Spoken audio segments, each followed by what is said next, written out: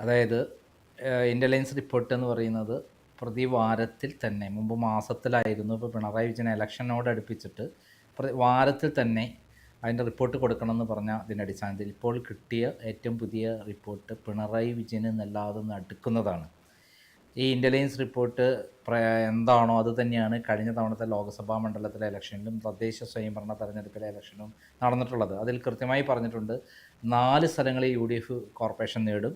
അതേപോലെ ഒരു സ്ഥലത്ത് BJPയും, തിരുവനന്തപുരത്ത് BJPയും, അതേപോലെ കോഴിക്കോട് CPM-ഉം ഇടതുപക്ഷമായിരിക്കും നെക്കനെക്കായിട്ട് കോർപ്പറേഷൻ നേടുക എന്ന് പറഞ്ഞിട്ടുണ്ട്. മുനിസിപ്പാലിറ്റിയിൽ ബഹുഭൂരിപക്ഷം UDF നേടുമെന്നാണ് പറഞ്ഞത്. അത് അതേപോലെ സംഭവിച്ചു. പഞ്ചായത്തുകളിൽ 550ഓളം സ്ഥലങ്ങളിൽ UDF ജയിക്കുമെന്നൊക്കെ ആയിരുന്നു പറഞ്ഞെങ്കിൽ 514 സ്ഥലങ്ങളിലാണ് വിജയിച്ചിട്ടുള്ളത്. പല മറ്റുള്ള സ്ഥലങ്ങളിൽ അവരെ പിടിപ്പുകൊണ്ട് പോയതാണ്.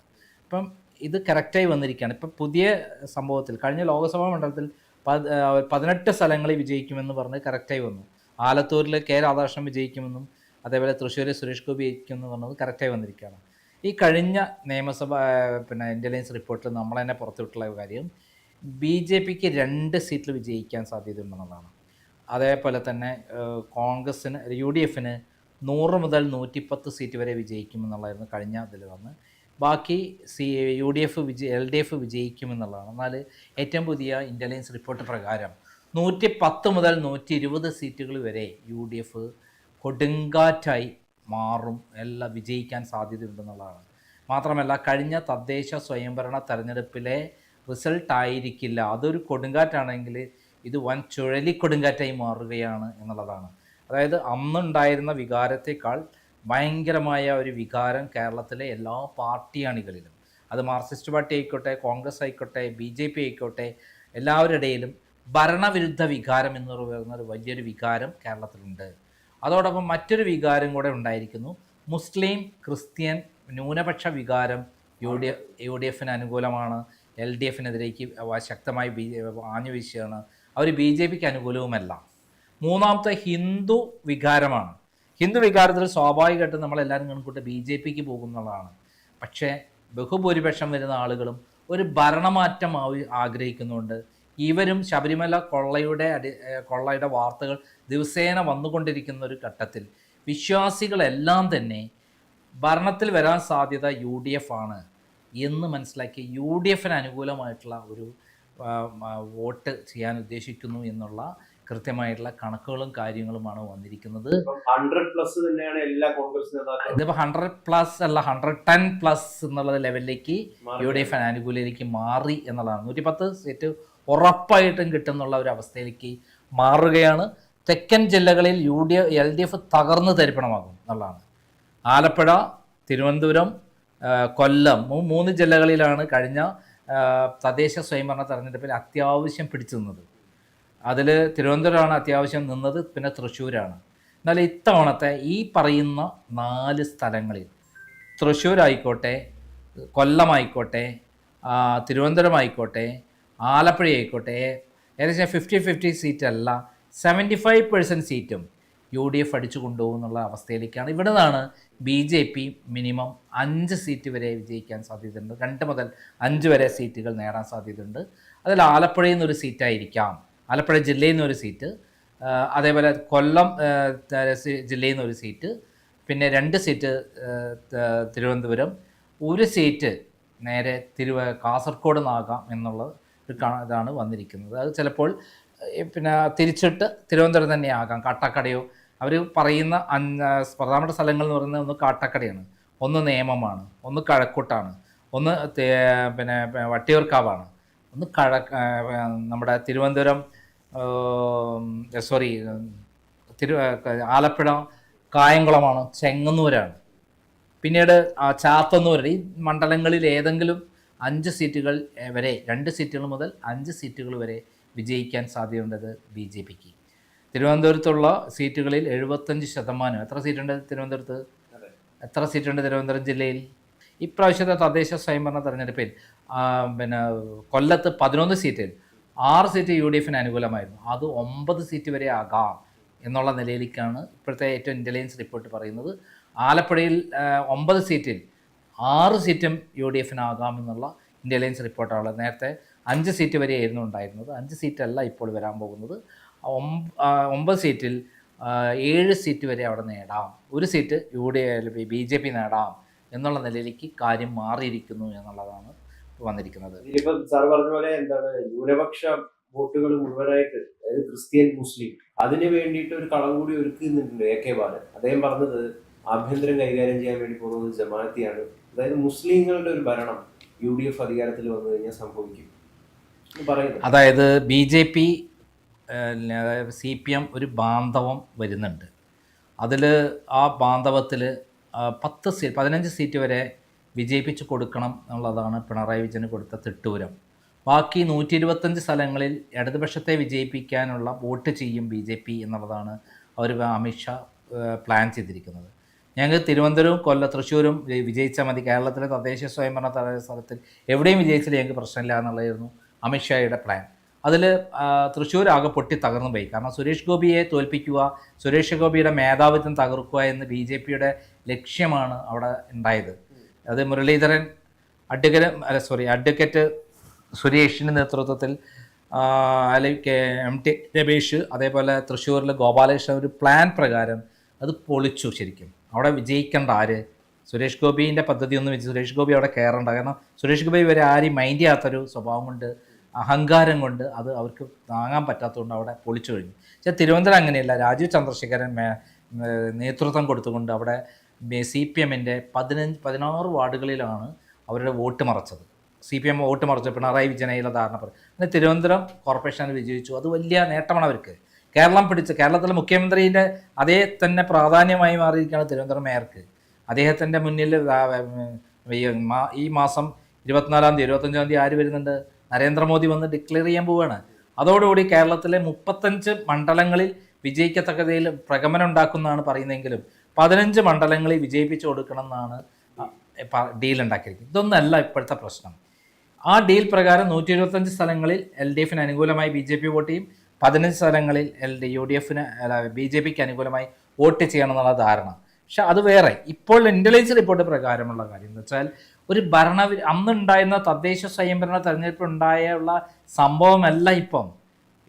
അതിനേക്കാൾ വളരെ ശക്തമായ രൂപത്തിലുള്ള ഒരു വികാരം ആഞ്ഞടിക്കുന്നുണ്ട് കേരളത്തിൽ ഭരണത്തിനെതിരെ.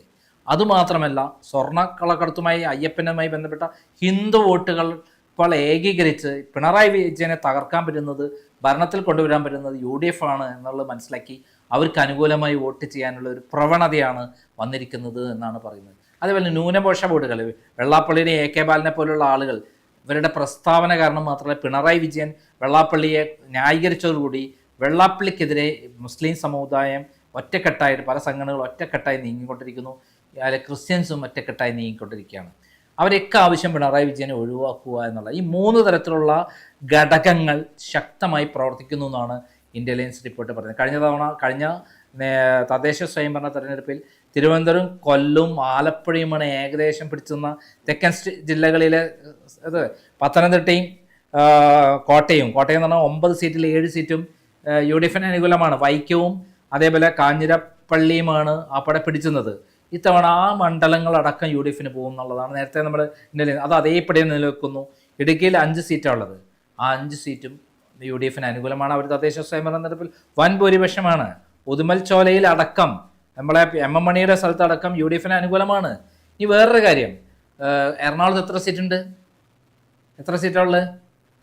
14 സീറ്റാണുള്ളത്. ഈ 14 സീറ്റ് ഇത്തവണത്തെ തദ്ദേശ സ്വയംഭരണ തെരഞ്ഞെടുപ്പിൽ UDFനാണ് മൊത്തത്തിലുള്ളത്. കഴിഞ്ഞ വർഷത്തെ വോട്ടിംഗ് പാറ്റേൺ അല്ല തദ്ദേശ സ്വയംഭരണ തെരഞ്ഞെടുപ്പ് ഉണ്ടായ വോട്ടിംഗ് പാറ്റേൺ. അതിഭീകരമായ രൂപത്തിൽ ഈ സ്ഥലങ്ങളിലേക്കും വൻ ഭൂരിപക്ഷത്തിനായിരിക്കും തോൽക്കുക എന്നുള്ളതാണ് പറയുന്നത്. ക്രിസ്ത്യൻ വോട്ടുകൾ, മുസ്ലിം വോട്ടുകൾ മാത്രമല്ല ഏറ്റവും അധികം UDFന് അനുകൂലമായ കേന്ദ്രം കൂടിയാണ് ഇവിടെ. മാത്രമല്ല ഇപ്പോൾ തെരഞ്ഞെടുപ്പിൽ വിജയിച്ചിട്ടുള്ള തദ്ദേശ സ്വയംഭരണ തെരഞ്ഞെടുപ്പിൽ വിജയിച്ചിട്ടുള്ള ഓരോ സ്ഥാനാർത്ഥിയും 100 വോട്ടുകൾ വീതം അധികം പിടിക്കണം എന്നാണ് പറഞ്ഞത് കേരളത്തിലെ എല്ലാ സ്ഥലത്തും. അത് അവരുടെ ലക്ഷ്യം. അത് വെച്ചിട്ടല്ല ഇത് പറയുന്നത്. പിന്നെ അടുത്ത തൃശ്ശൂരാണ് ഏറ്റവും അധികം LDFന് അനുകൂലമായിട്ട് നിലനിൽക്കുന്ന ഒരു സ്ഥലം. അവിടെ ചാലക്കുടിയും തൃശ്ശൂർ സിറ്റിയിലുള്ള തൃശ്ശൂർ നിയോജക മണ്ഡലവും അതേപോലെ 3ാമതൊരു മണ്ഡലം മാത്രമാണ് അവർക്ക് അത്യാവശ്യം, ഗുരുവായൂർ മണ്ഡലം മാത്രമാണ് അവർ പിടിച്ചു നിന്നത്. എന്നാൽ ഇപ്പോഴത്തെ ഇതിൽ 7-7 എന്നുള്ളൊരു 7-6 UDFനും 6 സീറ്റ് മാത്രമേ LDFനും ഉണ്ടാവുകയുള്ളൂ എന്നാണ് ഇതിനകത്ത് പറയുന്നത്. പാലക്കാട് ജില്ലയിൽ അതേപോലെ 12 സീറ്റാണുള്ളത്. 12 സീറ്റിൽ 8 സീറ്റുകൾ UDF നേടും എന്നുള്ള ചരിത്രത്തിൽ ആദ്യമായിട്ട് അങ്ങനെ വരാൻ പോണത്.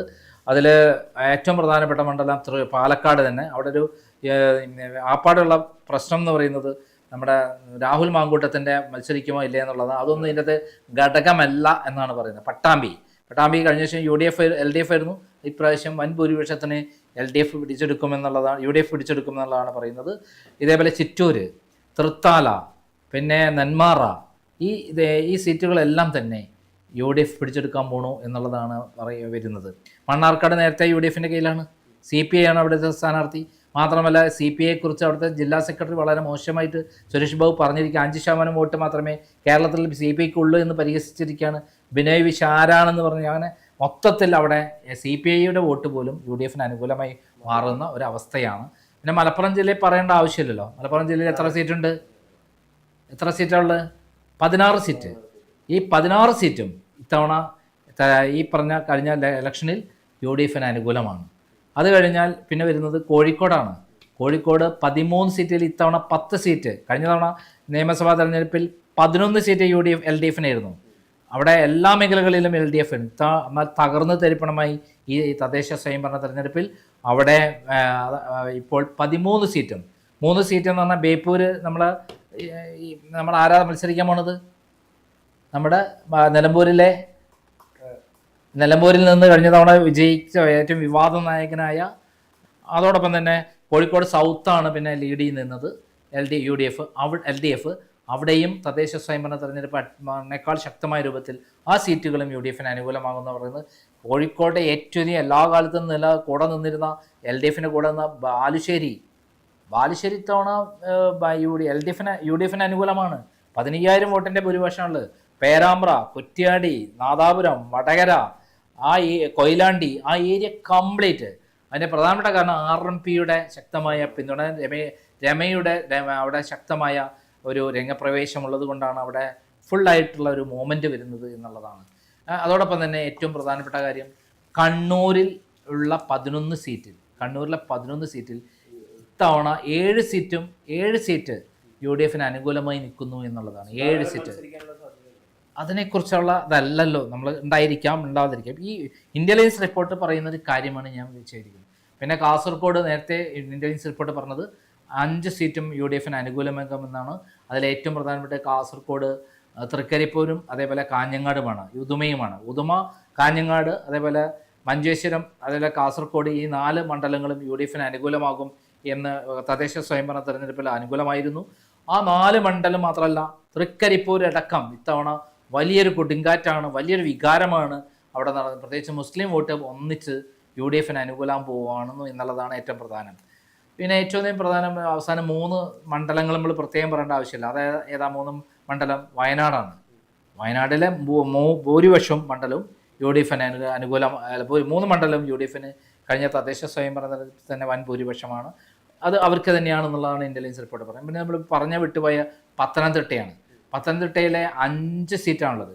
ഈ 5 സീറ്റും, ഇടുക്കിയിലെ 5 സീറ്റും UDF വൻ ഭൂരിപക്ഷത്തിന് വിജയിക്കുമെന്നാണ് പറയുന്നത്. അപ്പോൾ മൊത്തം 140 മണ്ഡലങ്ങളിൽ 110+ എന്നുള്ള നിലയിലേക്കാണ്. കോൺഗ്രസിൻ്റെ ലക്ഷ്യം എന്ന് പറയുന്നത് 100ആണ്. അതല്ല, ഇപ്പം മൊത്തത്തിൽ ജനങ്ങൾ, എല്ലാ മേഖലകളിലുള്ള ജനങ്ങൾ ഒറ്റക്കെട്ടായിട്ട് ഇത്തവണ പിണറായിയെ അതിശോക്തിയല്ല എന്നുള്ള രൂപത്തിലേക്കാണ് പോകുന്നത്. ഒരു കാരണവശാലും ഇനി BJP പിണറായിക്ക് പിന്തുണ പ്രഖ്യാപിച്ചാൽ BJP അണികളും CPM അണികളും മറച്ചു കുത്തും എന്നുള്ള അവസ്ഥയാണ് കേരളത്തിൽ എന്നുള്ളതാണ് സത്യം. എന്തായാലും 110 എന്ന് പറയുന്ന ചരിത്രപരമായ വിജയമായി മാറും. നമുക്കറിയാം, അടിയന്തരാവസ്ഥയ്ക്ക് ശേഷം നടന്ന ഇലക്ഷനിലാണ് ഇത്രയധികം ഭൂരിപക്ഷം UDFന് കിട്ടിയിട്ടുള്ളത്, കോൺഗ്രസ് മുന്നണിക്ക് കിട്ടിയിട്ടുള്ളത്. അതിനെ മറികടക്കുന്ന അതിശക്തമായ ഇതായിരിക്കും. ഈവൻ ധർമ്മടത്ത് പിണറായി വിജയൻ തോറ്റുപോയാൽ പോലും അത്ഭുതപ്പെടേണ്ടതില്ല എന്നുള്ളതാണ് ഇത്തവണത്തെ പിണറായി വിജയനെ ഞെട്ടിക്കുന്ന ഇന്റലിജൻസ് റിപ്പോർട്ട് പറയുന്നത്.